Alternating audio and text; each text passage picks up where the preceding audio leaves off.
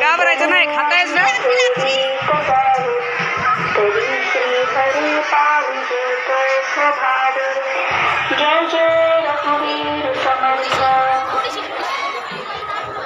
सर्वांनी सावकाश जेवायचे, पोटभर जेवायचे, जास्त वेट करायचं नाही. वारकऱ्यांनी त्या ठिकाणी आपला मित्र असला मित्र म्हणून जास्त आग्रह करायचे नाही. जेवढं लागेल तेवढंच घ्या. कुणाच्याही ताटात अन्न शिल्लक राहणार नाही याची काळजी घ्या.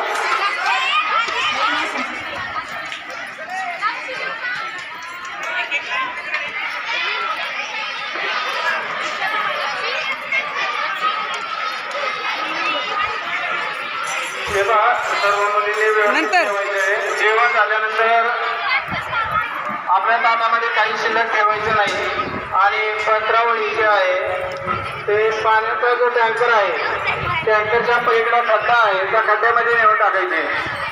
प्रत्येक जेवणाऱ्या मुलीनं आपापली पंत्रावळी